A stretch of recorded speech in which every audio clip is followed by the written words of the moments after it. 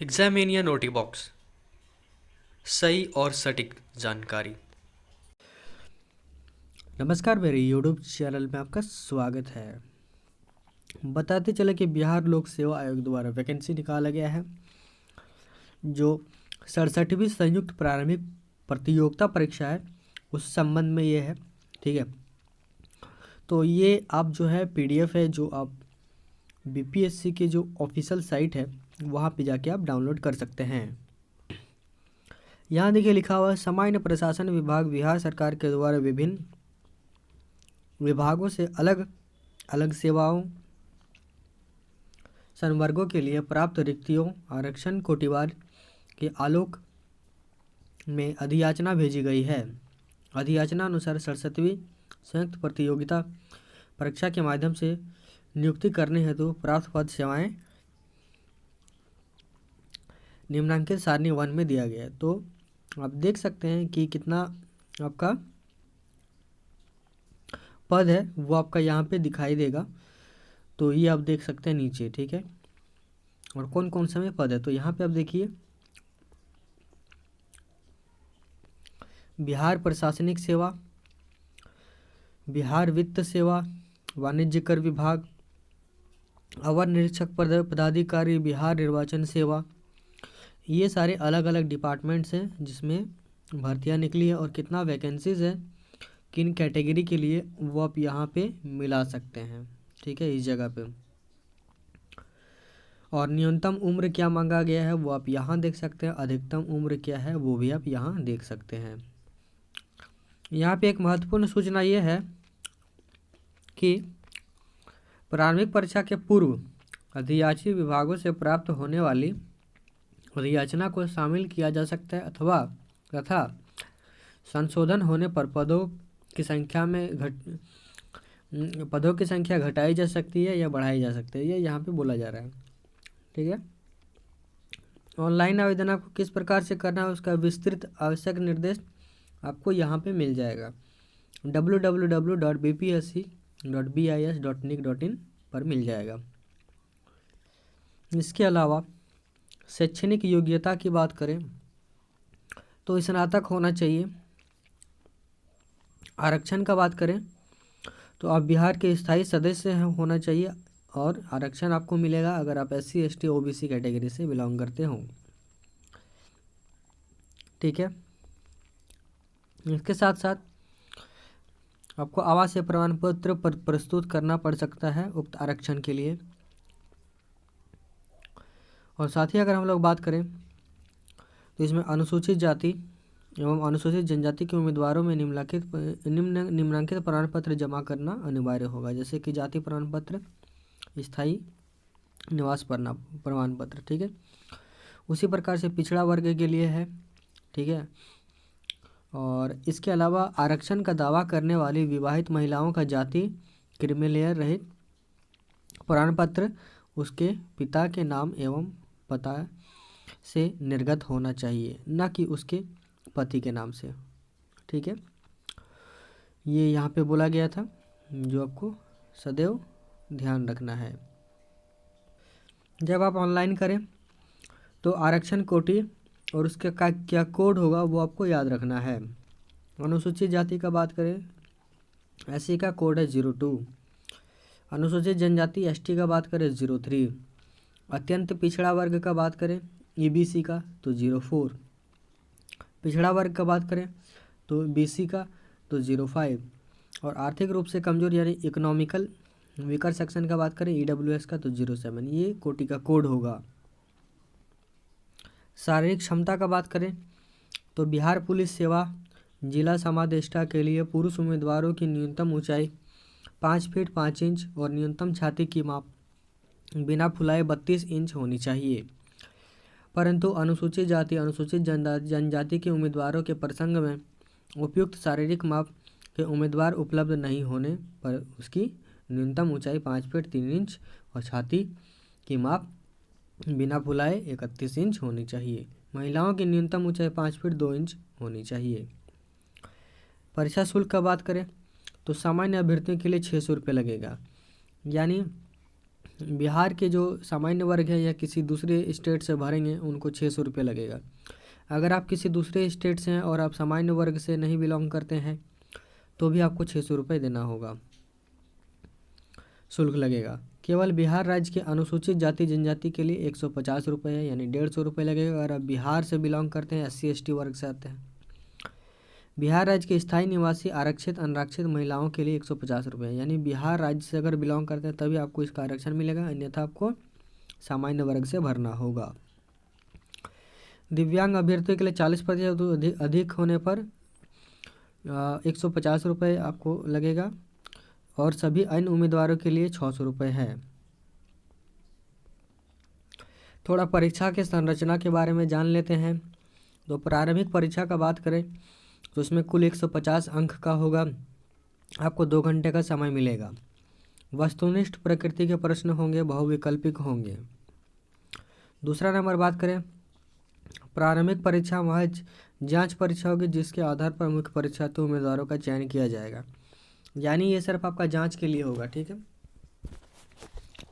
इसके अलावा अगर बात करें तो मुख्य परीक्षा के लिए चुने जाने वाले अभ्यर्थियों की संख्या कुल संसूचित रिक्तियों के 10 गुना होगा, ठीक है। कोटिवार समान कट ऑफ अंक प्राप्त करने वाले सभी उम्मीदवारों का चयन मुख्य परीक्षा लिए किया जाएगा, यानी जो कट ऑफ बनेगा उस आधार पर आपका मुख्य परीक्षा यानी मेंस के लिए चयन किया जाएगा। इस परीक्षा में ध्यान देने वाली बात यह है कि प्रारंभिक परीक्षा में सामान्य विज्ञान, राष्ट्रीय अंतर्राष्ट्रीय महत्व की समसामयिक घटनाएं, भारत का इतिहास तथा बिहार के इतिहास की प्रमुख विशेषताएं, सामान्य भूगोल, बिहार के प्रमुख भौगोलिक प्रभाग तथा यहाँ की महत्वपूर्ण नदियाँ, भारत की राज्य व्यवस्था एवं और आर्थिक व्यवस्था, आज़ादी के पश्चात बिहार का अर्थव्यवस्था के प्रमुख परिवर्तन, भारत का राष्ट्रीय आंदोलन तथा इसमें बिहार का योगदान एवं सामान्य मानसिक योग्यता को जांचने के प्रश्न आएंगे, ठीक है। तो ये सब प्रश्न आएंगे।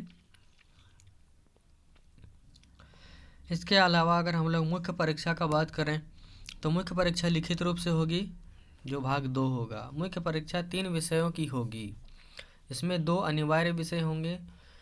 पहला होगा सामान्य हिंदी 100 अंक का, इस विषय में 30% लब्धांक प्राप्त करना होगा, यानी क्वालिफाई करने के लिए 30% आपको लाना होगा, किंतु मेधा निर्धारण के प्रयोजनार्थ इसकी गणना नहीं की जाएगी।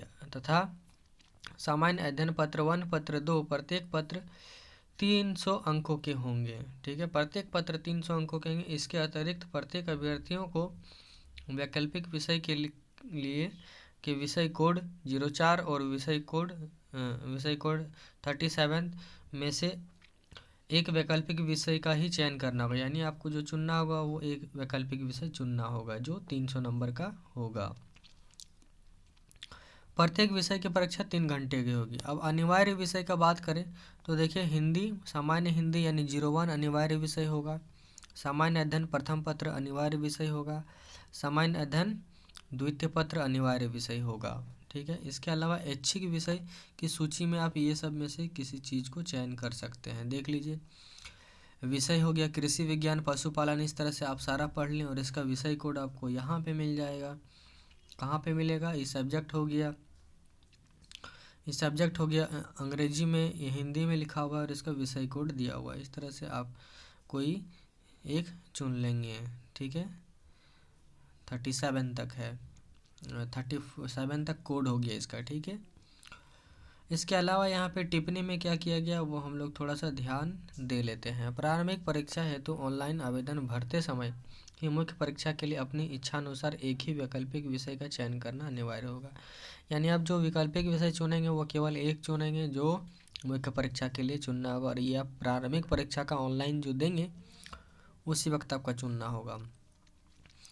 एक बार वैकल्पिक विषय के चयन के बाद उसमें किसी तरह का बदलाव मान्य नहीं होगा, यानी एक बार जो वैकल्पिक विषय चुन लिए तो वही आपको देना होगा। परिवर्तन हेतु अभ्यावेदन पर विचार नहीं किया जाएगा, ठीक है।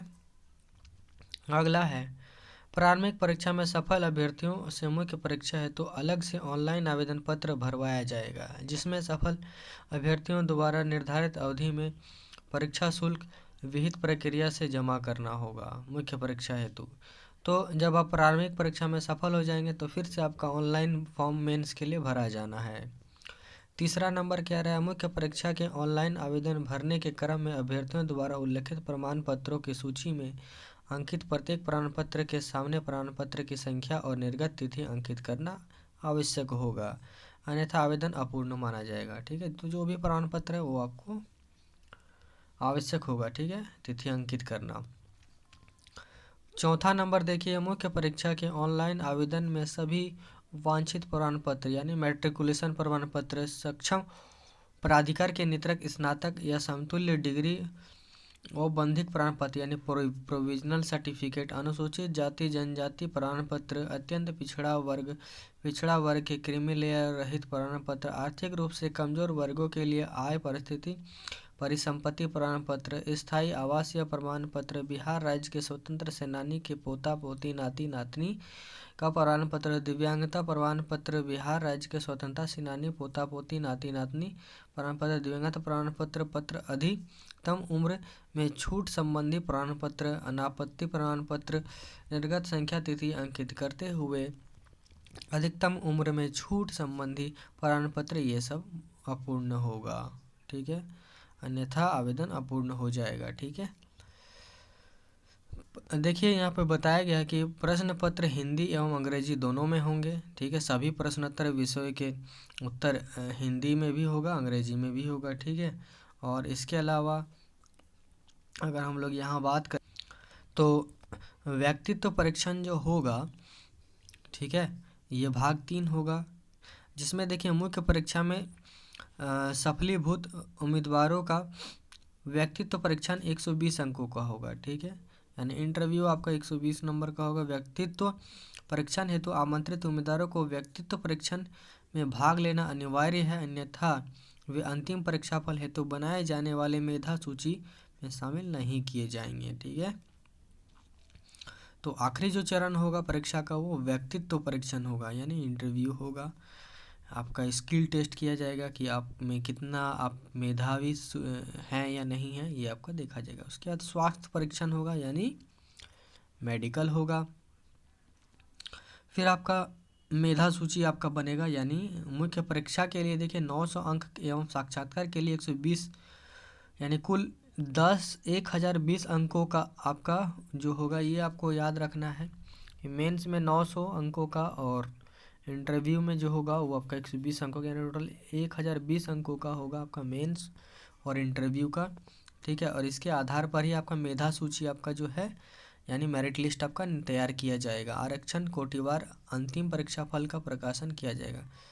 ठीक है, उसके बाद अंतिम जो इसका होगा उसके बाद आपका मेरिट लिस्ट निकाला जाएगा। अंतिम मेधा सूची में समान प्राप्तांक होने की स्थिति में जिस उम्मीदवार को मुख्य परीक्षा में अधिक अंक प्राप्त है उसे मेधा क्रम में ऊपर रखा जाएगा। देखिए, अगर दो लड़कों का नंबर सेम आ गया, मान लेते हैं एक का आया 900 और एक का आया 900, ठीक है, तो दोनों का अगर समान आता है तो मुख्य परीक्षा में जिसका ज़्यादा आएगा, जैसे कि मुख्य परीक्षा में इसका आया 800 और इसका आया 700, तो इसका चयन इससे पहले होगा। ठीक है,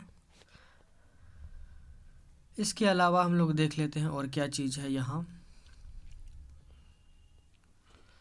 तो भैया आपको और एक चीज़ याद रखना है कि ऑनलाइन आवेदन पत्र भरने से संबंधित तिथि को याद रखना है कि आपका जो ऑनलाइन आवेदन होगा वो प्रारंभ हो रहा है 30 तारीख यानी आज से 30 सितंबर से और आपका चलेगा 5 नवंबर तक।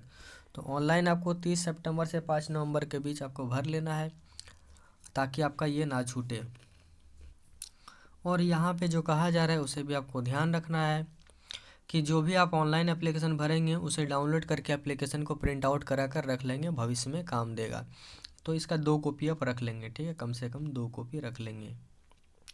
साथ ही सारे इसके विज्ञापन और संबंधित सूचनाएं आपको आयोग के वेबसाइट पर मिलेंगे और वेबसाइट आपका यहाँ पे है www.bpsc.bis.nic.in और साथ ही प्रतियोगिता परीक्षा से जुड़ा सिलेबस आपको डाउनलोड करना है तो आप यहाँ से डाउनलोड कर सकते हैं www.bbsc.bis.nic.in। तो ये था जानकारी बीपीएस से संबंधित। तो आप अपना फॉर्म जल्दी भर दें अगर आप बीपीएससी का तैयारी कर रहे हो तो। और मैं हमारी तरफ से बेस्ट ऑफ लक। साथ ही चैनल को सब्सक्राइब करना ना भूलें और साथ ही बेल आइकन को भी दबाना ना भूलें ताकि आने वाले जितने भी आगामी परीक्षाएं हैं उसके नोटिफिकेशंस आपको मिलती रहे। दोस्तों को शेयर कर दें इस वीडियो को ताकि उन्हें भी पता चले कि नोटिफिकेशन में आखिर क्या है, कुछ खास डिटेल्स। ठीक है, वीडियो को यहीं समाप्त करता हूँ। आपका बहुत बहुत धन्यवाद।